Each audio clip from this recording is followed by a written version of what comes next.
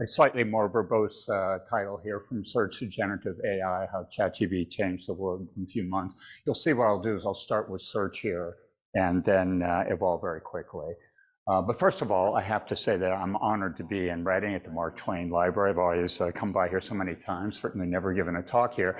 But I also need to thank Reading for something else that I utilize as a Ridgefield resident, I'm slightly embarrassed to say, frequently, like daily, and that is we have a dog that was rescued from Texas in the pandemic. I discovered that he was born to run and that he was overrunning the Ridgefield dog park. So somebody told me several years ago about some place called Topstone Park in Reading, and we literally did 4.3 miles today, and there is Ollie buried in the at the base of Topstone Mountain, if you know the park off of Bay Street. So let me start with something we all know and have used, and that's Google, or for that matter, any search engine. Google, believe it or not, has been around for 25 years now, and this is actually a screenshot from when it went live in 1998. You'll see there it said that it had an index at that time of about 25 million pages, soon to be much bigger. They got that right. It now has well over 100 billion pages, roughly 4,000 times more. So an interesting question to reflect on is why did Google become so popular, and why has it continued to be the leading search engine today? Certainly one reason is an innovation that really goes back to Larry Page when he was at Stanford, and he and Sergey Brin did the seminal work that led to Google, something called the Google PageRank algorithm. By the way, the page is for Larry Page, not for a web page.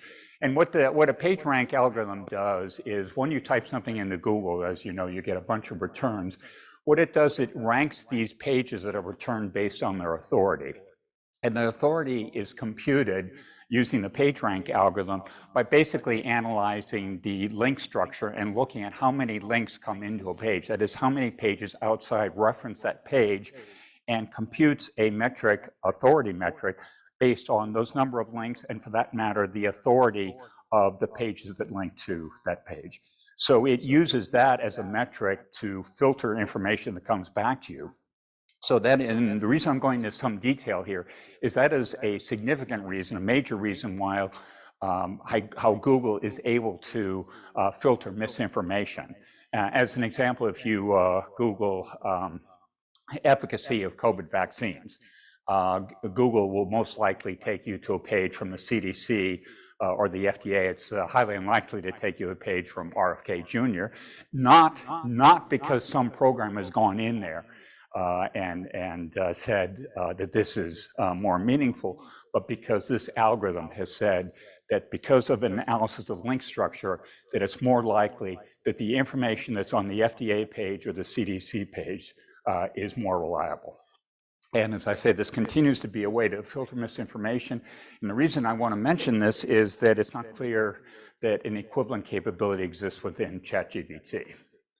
So now we turn to ChatGPT.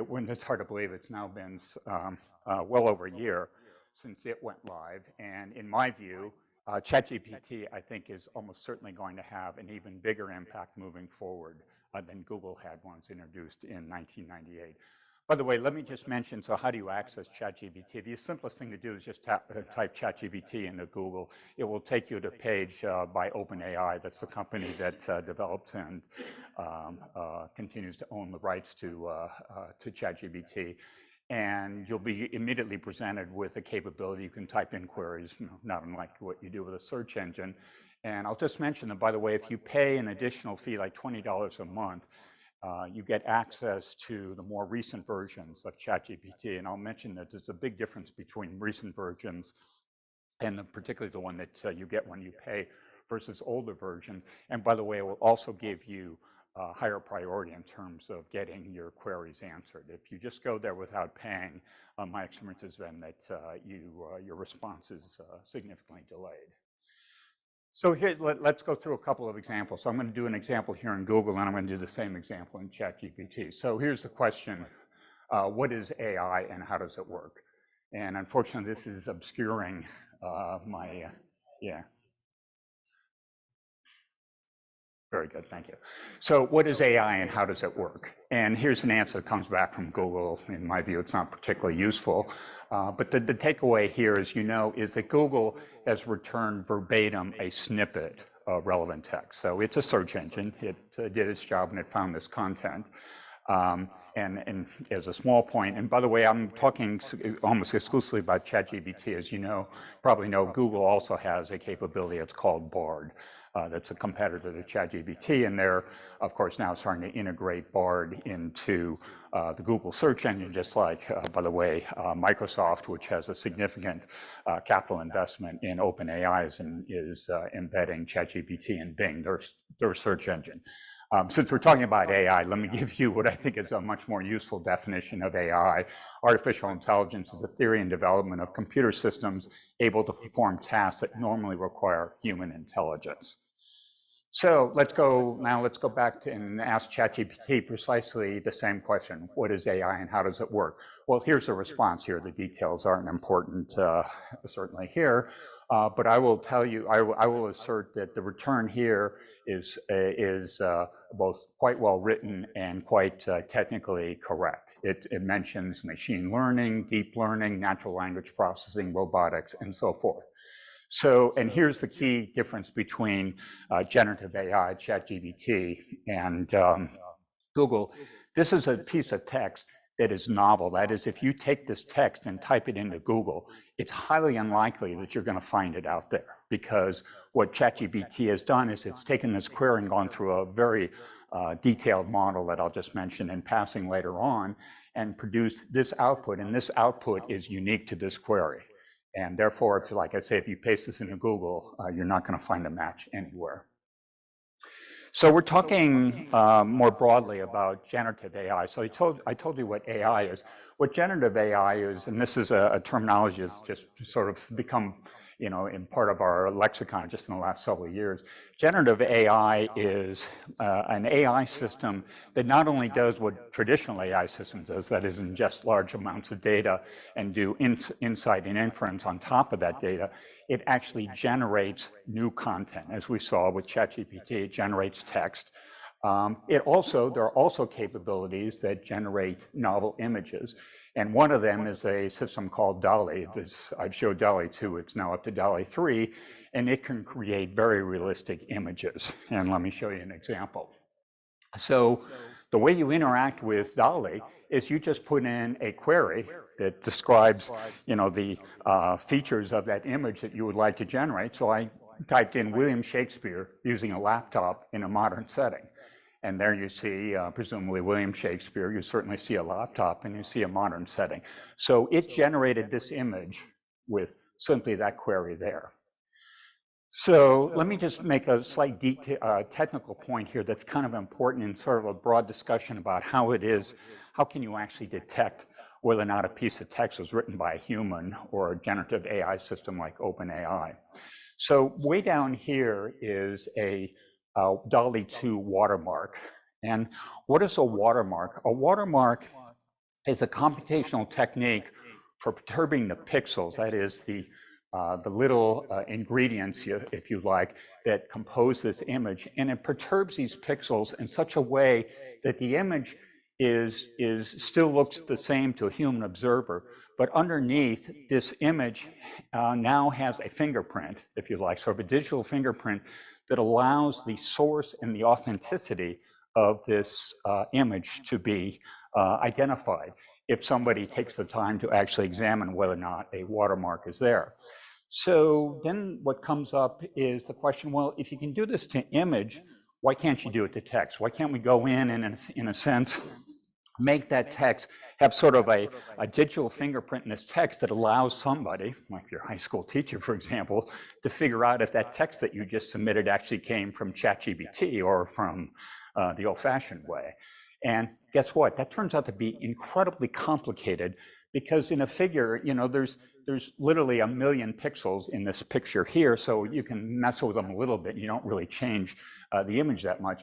When you go in and you try to modify text in a way that still retains the intention and the content of that text, but modify it so that a sophisticated algorithm can go in and analyze it, just like an algorithm can analyze this image to see if it has a watermark.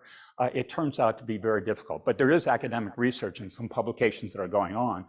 But the tools right now, even the tool that OpenAI produces, that used to produce, they took it down because you could go in and you could put in a piece of text in this tool and it would come back and tell you the probability that this was generated by AI. Well, they took it down because this probability was, from what I could tell, almost randomly determined relative to whether or not this text was true.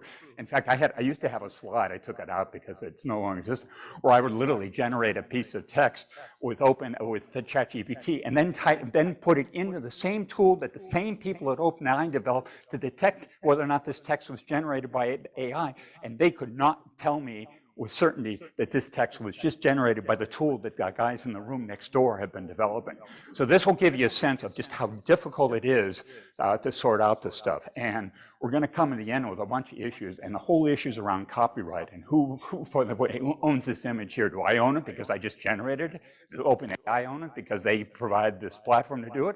Or do all the people who provided training data to this model that allowed OpenAI or DALL-E 2 to produce this image, do they own it? So stay tuned for that.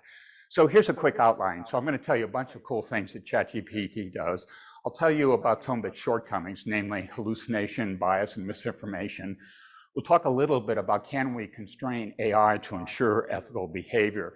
And by the end, I just have about 6 concerns about AI just on one slide, and we'll just have a sort of free-form discussion and then obviously have questions on that. So what can ChatGPT do? It can write computer code like no other system on this planet, and very few humans are as capable of writing computer code now as ChatGPT is. So here's an example. This is an actual ChatGPT session. Write Python code. Python is a standard programming language these days that computes the area of a circle given the radius as an input variable. And it says, certainly, here's the Python code, and it's absolutely correct, computes the radius, prints it out. So this, simple enough. But here's the part that I find pretty amazing. ChatGPT, I asked it to do Python, because as I say, that's a common programming language these days. ChatGPT can write code in languages that really haven't been used in decades. So when I was an undergrad at Stanford, my first programming course was with some language called ALGOL. Don't be concerned if you don't know it, because nobody knows it. It was developed at the time by computer scientists who sort of made a living trying to develop new languages as an alternative to Fortran, which all sort of scientific programmers using at the time. Guess what? If I ask this thing to write this code in ALGOL, it comes back and it gives me ALGOL code, even though I haven't seen a piece of ALGOL in decades. So that is really scary. And by the way, I can't even be sure that code is correct because I can't find an ALGOL compiler online to tell me whether or not there's syntax in it. Another example is Fortran 77, which my PhD thesis was in computational physics, and I used Fortran 77. I'm embarrassed to say the 77 indeed stands for 1977. And it writes Fortran. Now, I don't remember much Fortran, but looks correct to me. So what does that tell me? It tells me it's not just applying simple rules of programming. It's actually learned from examples, just like a human would. And as another, problematic legal issue, there's a very large code repository called GitHub. I have code in. Most people put their code in there. It's a way that you can put code there and people can download it, look at it, and use it, and modify it, and so forth. Well, it turns out that OpenAI and Microsoft owns, Microsoft actually owns GitHub, and that code repository, OpenAI has been using that code to teach ChatGPT, in fact, another tool called Copilot, how to program. And guess what? They may now have gotten permission from the hundreds of thousands of programmers who put code into this repository. So once again, it's a question of who owns the output when the input that was used to train this model is likely protected, maybe not by copyright in that case, certainly by some open source agreements. So how good a programmer is it? I said it was pretty good. Well, guess what? It can get hired at Google. So if you go interview at Google, they give you a programming test. And so no problem. They gave this programming test to ChatGPT. It did well enough to get hired at a level on an engineering at a level 3, an entry-level position at an engineering team on Google, and the average compensation for that position, by the way, is $183,000 a year. Okay, so if that doesn't scare you enough, here's some other interesting data from a technical report from OpenAI last year. And this is a lot of detail here. The easy part on the left-hand side is the percentile. So we're talking about a number of college exams here, all the ones you probably remember with trepidation. All our usual favorites like SAT Math, AP Biology, the LSAT score, AP Statistics, and so forth. So the blue is the earlier version. I call it, it's GPT 3.5. That, by the way, is the version that you get if you go to ChatGPT and you don't pay the $20 a month that I mentioned. So it does pretty good. These are sorted, obviously, by the performance by the blue lines, the earlier version. The green is what happens when you move to GPT-4, which is the current version. And what you'll see is with the green, it now exceeds the 80th percentile in a very large number of these college exams. And again, the important thing is they span everything from art history to math to biology to statistics and so forth. Quite specifically, here's its scores on the SAT. Now, in my day, the evidence-based reading and writing was called SAT Verbal and the SAT Math. It gets 710 and 700 respectively on those two, which are 93rd percentile and 89th percentile. So I suspect that many people here are parents with kids who've, and probably remember the torture of taking the SAT themselves. You'll recognize that 1410 combined verbal math is a very, very serious score that, as I say, order 90th percentile. LSAT, 88%. You can become a lawyer. Uniform bar exam, or it can get into law school, and indeed it can do quite well on a bar exam. So keep the LSAT and uniform bar exam scores in mind here. So I'll show you that slide in a couple of slides here that come back to that. So ChatGPT, as you know, can write some really well-reasoned, well-written essays, which in my view would have a very nice balance of argument. So I asked it, write a paper on critical race theory with citations. So I'm only showing a small part of it here. It writes what I think is a very balanced discussion of critical race theory. I think if I were a teacher and I read this, I would certainly be impressed, and includes references and everything. So again, this, when it became clear when ChatGPT was released that this was going to cause havoc in schools because, of course, it's a typical homework assignment in high school. And what would stop kids from just going to ChatGPT and putting out this essay? And as I just told you, it's very, very difficult for a teacher to discern whether or not this is human generated or AI generated. So it's caused, and I'll come back to this at the end, but needless to say, there was some initial resistance. In fact, even the New York public school system banned the use of ChatGPT just on their internal network. I mean, obviously kids could go home and use it. And that was, of course, I think, the wrong response. I mean, you can't put your head in the sand and pretend that kids aren't going to be using generative AI. And in fact, their careers will be determined by frankly, by their ability to coexist with AI tools over the next several decades. So we'll come back to that, and I'll give you some high-level thinking about how you can integrate generative AI into curricula. So now what I want to do is, so those are some just a highlight of the things, the really cool things it can do. Let me talk about this is the start of the three shortcomings that on occasion ChatGPT will exhibit. The first one is hallucination. So here's a broader discussion. So you may have heard this story. This is actually a headline from the New York Times last May. So some lawyer decided to use ChatGPT to write a brief, and spoiler alert, it didn't end well.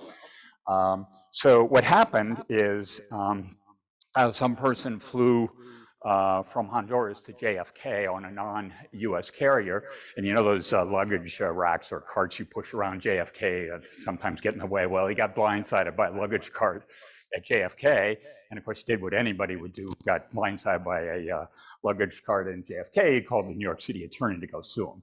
So they went off and sued him, and I'm going to guess that this attorney, by the way, did not hit that bar of 90 percentile on the bar exam, because it turned out he owed a brief to the court, and like a lot of us, he was feeling a little bit of panic. Well, geez, I got to produce a brief here by tomorrow. What do? Well, no problem. He he basically asked ChatGPT to do it. So ChatGPT says, no problem, buddy, here it is. Okay, well, guess what? That brief, which he, unfortunately for him, submitted to the court, had about 6 court references, previous court decisions relevant to this case. None of them existed. None of them existed. They were all made up. And by the way, in white here is one of them. Now, I'm not an attorney, but I'm dutifully impressed that this looks fairly realistic to me. And the only reason they found out was that the lawyers representing the airline decided to look up these references, and guess what? They weren't there, so they went back to the judge, and the judge asked him, well, what happened? And he fessed up. So the thing that kind of amuses me about the guy, which is why I'm thinking that his LSAT score was seriously south of what ChatGPT could do, is he said he kind of realized, well, geez, maybe I ought to be able to check this. So of course, what he did was he just pasted this back into ChatGPT, this reference, and said, is this real? And ChatGPT said, listen, pal, I just gave it to you. Of course it's real. So, when I think about this, it's sort of the technological equivalent of some guy just hands you a nice, crisp $100 bill, and you ask him, so, well, is this real? And he said, well, of course it is. I just gave it to you. And ChatGPT told him that this was real, and he didn't get disbarred, which I guess is good, but he did get sanctioned. So, interesting story. So, what's the point here? This is an example of hallucination. It made up references. So what happened here? I mean, by the way, under the covers, it's very hard to discern what happened. In a couple slides, I'll give you some reasoning why that's the case. It turns out that a lot of times when ChatGPT is sort of off in a content space that doesn't really have a lot of information, it sort of algorithmically realizes it needs to sort of interpolate between known information that might be in its training set. So if it can't find something precise, it will just string together some words, very, very sophisticated, that indeed are consistent with its learning about what a previous court decision might look at. And that's what happened here. And by the way, it's getting increasingly hard, at least for me, to actually get ChatGPT to hallucinate.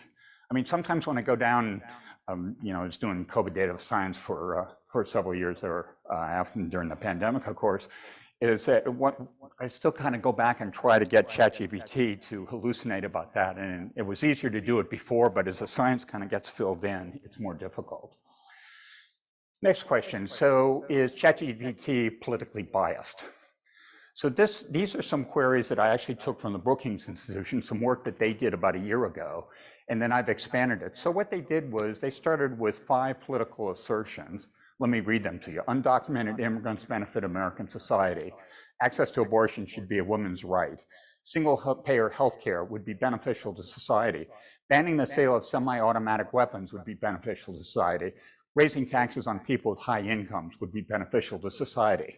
Now, these are all worded such that a liberal ideology would support all 5. So the question is, if you take these things and ask ChatGPT, and I'll show you in a moment sort of the details of how you do that, is it going to come back and basically come on the liberal side, or will it go the other way? And the answer is a little complicated. So how do I do that? It turns out in the details of ChatGPT in the more recent versions, there's something called custom instructions. And this is the actual screenshot. How would you like ChatGPT to respond? So what I ask it to do is basically 2 things. Number 1, just consider the facts. I don't want opinions. I just want what ChatGPT thinks are facts. It's, by the way, a non-trivial discussion as to how that's arrived at. And then I don't want a lot of pro and con arguments. I just want yes or no. I want a binary answer. Respond with no additional text other than support or non-support, noting whether facts support the statement. Okay, so I'm forcing it. You got to say one way or the other. So here's what's interesting, how ChatGPT has evolved politically, if you like, over the last year. So the first column is GPT-4, remember that's the most recent one. I should mention, by the way, since you'll hear GPT a lot, GPT stands for Generative Pre-trained Transformer. Generative because it's generative AI. Pre-trained, it's a massive neural net. We'll talk about that in a moment. And Transformer because it transforms an input query into a response. So that's what GPT means. GPT-4 back in April, all support. In other words, it took a liberal position, and these were, I mean, it was generally viewed, a year ago that when ChatGPT first came out that it was biased liberally, and this is evidence of that. Now, by June of 2023, you'll notice this is when I did. These are Brookings results. When I did it, it still supports the immigration, but the others it just punts on, says no response. It simply will not take a position. Now, when I just did this month, I talked a couple of weeks ago, so I did this, like January 10th, it comes back and it's gone away from no response to conservative responses. So in a year, this has flipped from being a sort of supporting the liberal position to basically punting to supporting the conservative position.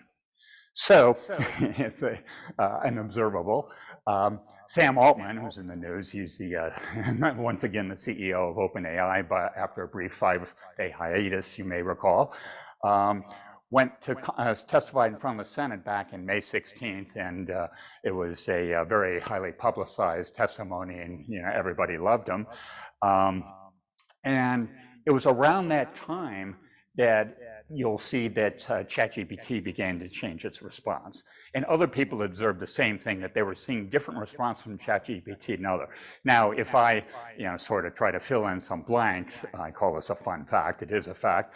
I do believe that when Sam Altman went to Washington and and was basically pleading with Congress to regulate him, regulate AI, because they saw what happened with Mark Zuckerberg and Facebook.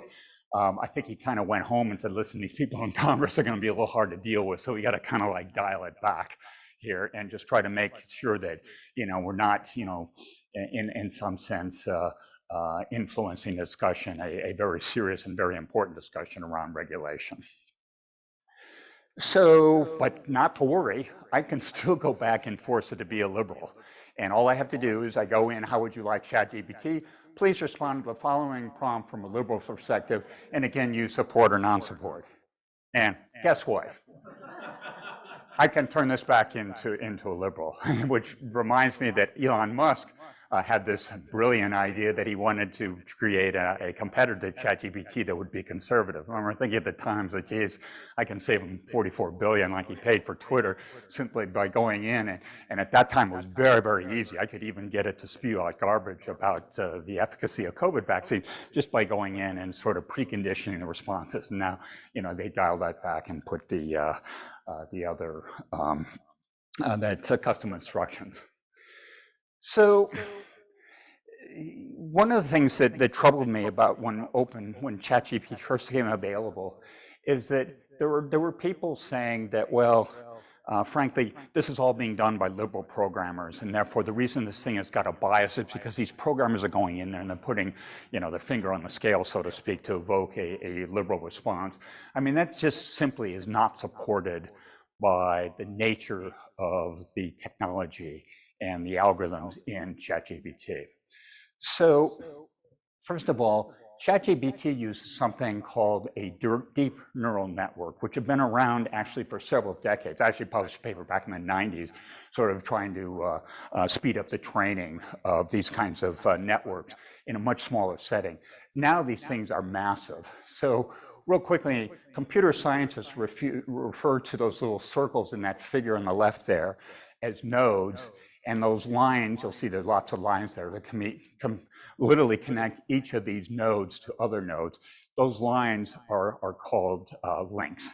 Now, neuroscientists who study the brain, unlike me, recognize that as the circles are effectively synapses, and excuse me, neurons, and the links are synapses, and a neuron will fire, a signal goes out on a synapse, it goes to other neurons, those neurons fire, and things propagate through the brain. I need Rachel's neuroscience background here. My friends here have a Ph.D. daughter in neuroscience. But at any rate, it fires, and that's effectively how humans learn and how they remember and so forth. So long time ago, like 30 or 40 years ago, computer science had this notion that in fact you could replicate that with these kinds of systems. And at the time, you need two things to be really successful in this, actually three things. You need lots of data, lots of computing power, and very sophisticated algorithms that actually will train these networks so that given a known input, it will generate a response that's consistent with its training data. Now, why are these difficult to sort of bias? Because it turns out that each one of those links has a weight associated with it. And in one of these networks that are just massive, there's actually 1 trillion of these parameters, plus or minus. In the most recent one, there's literally 1 trillion. So what's a parameter? If you remember in high school algebra or junior high school algebra, the teacher would give you 2 equations and 2 unknowns. In most cases, you could solve for those because you only had 2 equations and 2 unknowns. And those are parameters. Now you don't have 2, you have 1 trillion of them. So, and by the way, you don't just do it with a matrix linear algebra algorithm, you actually use a very sophisticated optimization algorithm to arrive at these weights. And these networks they used to measure computing times in terms of hours or days. They measure them now in terms of power, the megawatts that it takes to power the computers to train these things. And it literally takes like the output of a nuclear power plant, 1,000 megawatts electric, that it will run for a day to train one of these networks. So that's what we're talking about here. So long story short, these things are largely black boxes. I would suggest that there's maybe on the order of 10,000 people on this planet who really, really, really understand the details of how these systems work. So the problem is they're a black box, and we see lots of strange things come out of them. I showed the hallucination and so forth. So this becomes really complicated now. If we don't understand and can't bound the output, then how are we ever going to regulate them? And I'll come back to that in a little bit.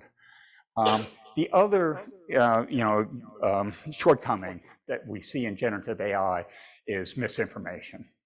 Now, it turned out that it used to be that ChatGPT would give misinformation because when that model first came out in November 2022, it was using a model that had been trained actually about a year earlier. So it was out of date. So interesting enough, if you would go in and ask it, when did the Ukraine war start? The correct answer is the most recent one is in March of 2022. It would say 2014, the Crimean War. Why? Because there was no content in its cache that had information about the current Ukraine war. So how does that being addressed now?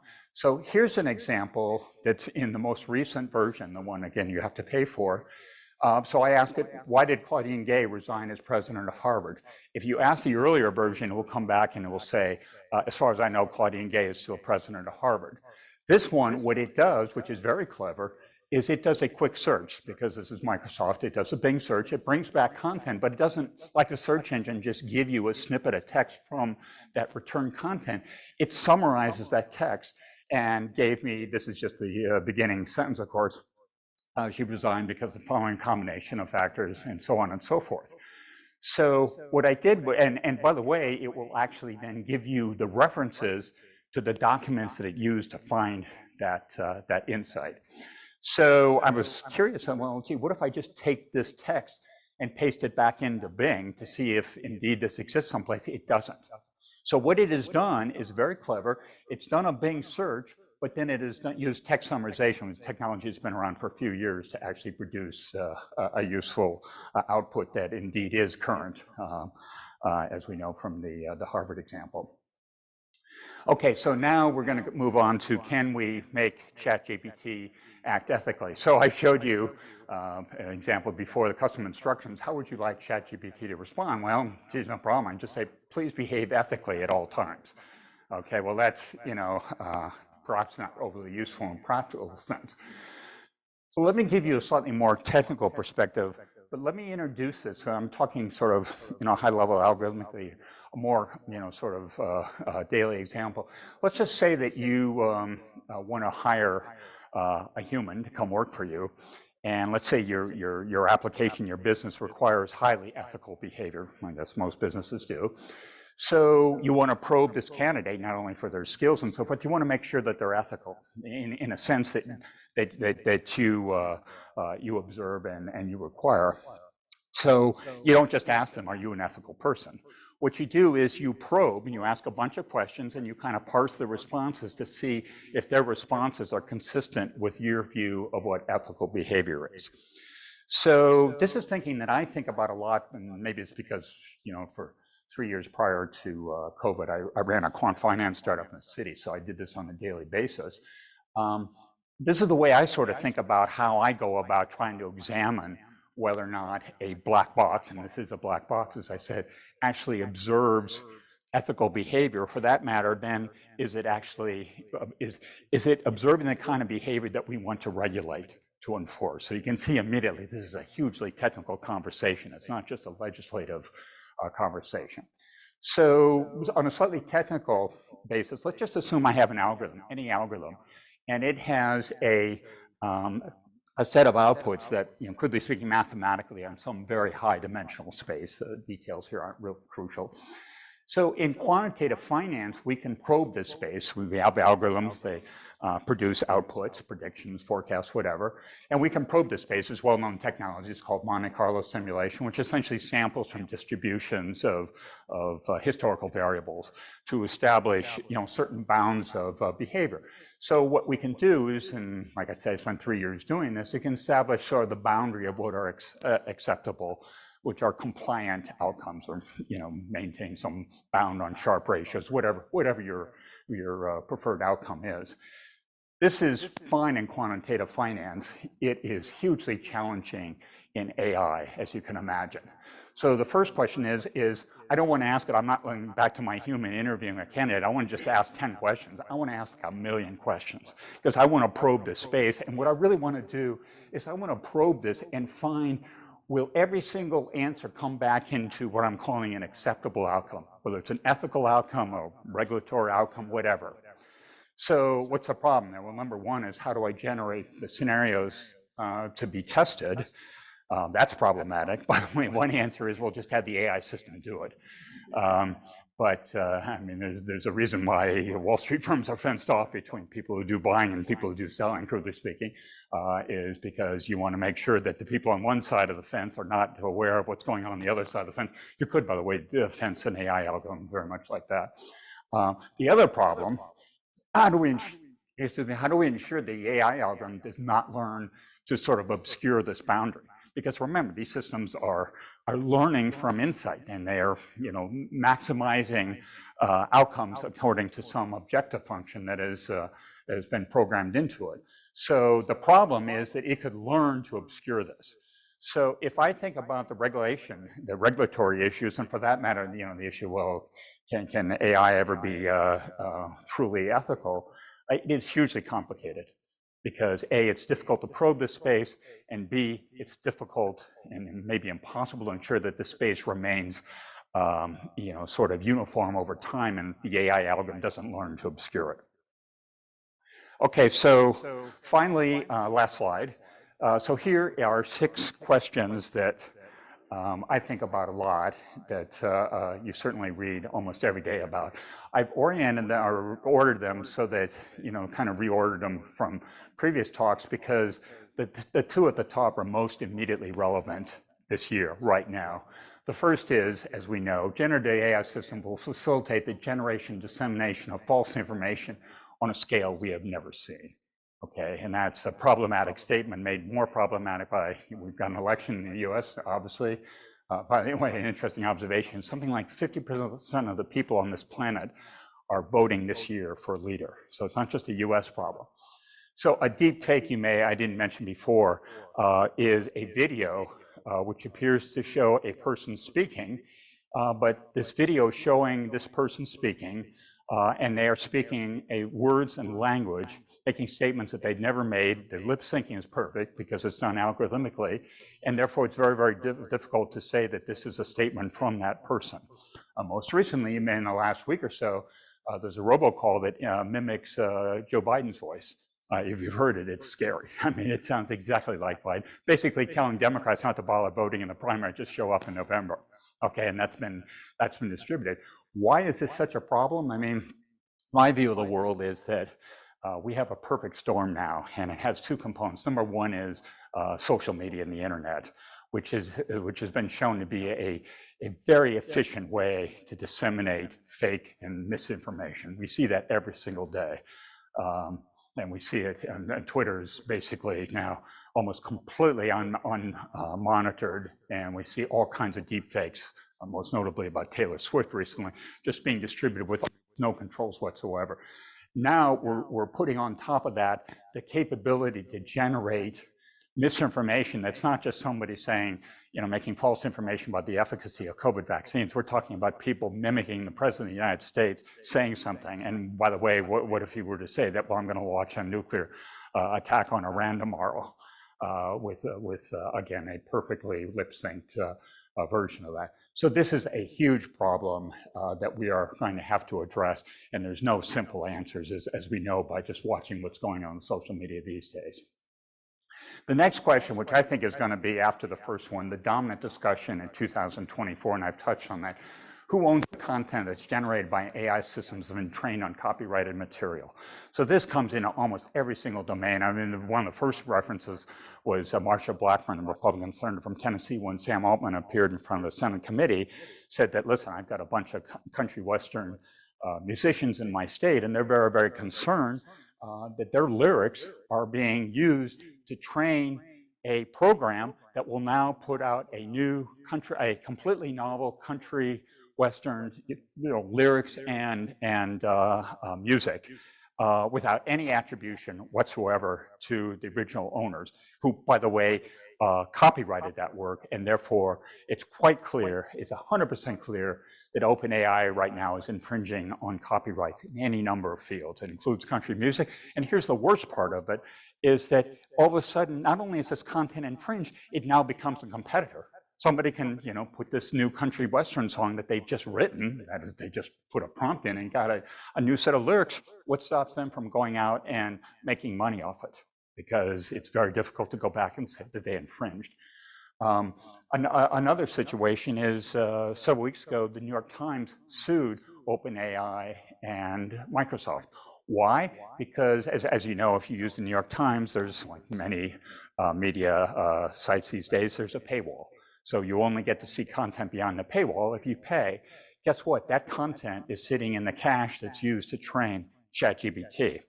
So you may say, well, wait a minute, why is this a problem? It always worked with search engines. Well, search engines handle content in the New York Times very differently. It's true that there's paid content, that when you do a search, it will return a New York Times article that's behind the paywall, but it doesn't return directly to you. It returns a link to the content that's on the New York Times site. You go there and you'll only be able to read it if you subscribe to the New York Times. So of course, content providers love that because it's a way of getting pushing people back to their content. So they, that's why people spend, a lot of money trying to get their queries answered in ways that bring you back to the original content. Completely different here. What happens is that content is used and it just produces new content. And that new content, by the way, could compete with the New York Times. So once again, just like the country music example, copyrighted information has been used to produce new information that's not copyrighted but can actually compete with the original content. So you can see this is a legal nightmare. As I mentioned, I think the code repository is also being sued because they are clearly using other people's code to allow ChatGPT and actually another OpenAI product or GitHub product to become a better programmer. So this will be an issue, and I don't know how this is going to be resolved, but I think that somehow the New York Times will have to make amends for this. Excuse me, that somehow New York Times will have to be compensated for that. okay, how do we prepare our children for an AI-based future while continuing to, have them write essays themselves on critical race theory, do math problems, word problems, and so forth? And this is complicated, and I think every high school in the country is now thinking very seriously and actually has staff looking at how can you go about modifying your curriculum. And the end goal is, I think, maybe easy to state, and that is you want to teach kids to retain the critical thinking and all the other skills that they've learned before generative AI, but at the same time prepare them to interact and interface with generative AI, because their careers will largely revolve around that. And I think there are ways of doing that. One way is to give them homework assignments that in a sense are you're given an objective. It could sort of mimic a business objective, and your goal is to take a team of humans, interact with this AI system, and produce an outcome, a result that is better than either the humans themselves or the AI system by itself, because that's the way that they will operate in the world with OpenAI. And also they can learn to, just exercises to force ChatGPT debate itself. Maybe have a debate between ChatGPT and Bard. There's an interesting idea. Just things that get kids engaged in this technology and away from the idea, well, geez, like the lawyer, I just need an essay by tomorrow morning. So a lot to be thought about and said in the future about that. Well, AI is going to eliminate knowledge-based jobs. I mean, that's a fact. Okay, period. Now, the real question is, will these jobs be offset by new jobs enabled by AI? And it's a complicated discussion. Here's one interesting sort of quantitative view of this. This is a paper that was published by OpenAI and University of Pennsylvania last year, in which they estimated, and they did some actually very careful analysis, that approximately 80% of workers would have 10% of their tasks impacted by AI. That doesn't mean their job's going to be replaced. It just means that AI will play a role in these particular specific tasks. And so 80% would have 10% affected. It turns out that 19%, according to this study, would have 50%. So 1/5 would have 1/2 of their tasks impacted by AI. Now, that's just a broad statement. It's not a statement. It doesn't answer how many jobs are going to be replaced. It just gives you a sense of how it will be essential for people to interact with these systems. One initial study, I think it was actually published, appeared on the Stanford website, but I think it was referring to work from the National Bureau of Economic Research, showed that they actually did a study of call center workers using AI. And what they found, interestingly enough, and importantly, is that it sort of leveled the playing field. I mean, we know that they're good call center workers, and maybe those that need more experience. What it found was that the less experienced call center workers, all of a sudden, it sort of lifted the tide. It lifted them up to be much more competitive, much more efficient, which is good for them personally, and also good for consumers of that technology. It's largely agreed that AI needs to be regulated. Who should be responsible? How we do it? As I said, there are numerous technical challenges there. So far there's been relatively, I would say relatively little activity. The European Union actually passed an AI Act ahead of this. There's an executive act order from the White House. But basically what they tried to do is they didn't really get down and try to sort of figure out the details of how to regulate it. What they kind of did was sort of drew boundaries around problematic applications of AI, most notably military, of course, and facial recognition, which is known to be both biased and in many cases racially biased. So, and then said, well, these are going to require additional regulation. Well, that's a reasonable point, but it's not the definitive point. So I think what is clear is that we need to have the best experts in AI heavily engaged in this process. In fact, that's the direction we're going now. There's a committee of like 100 AI experts who are trying to sort of sort all the details out here.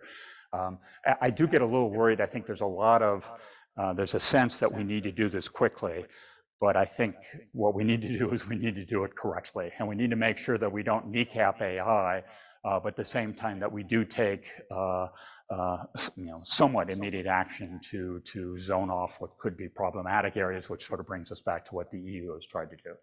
And the final point here is, can AI destroy humanity? So I'll leave you with that happy thought.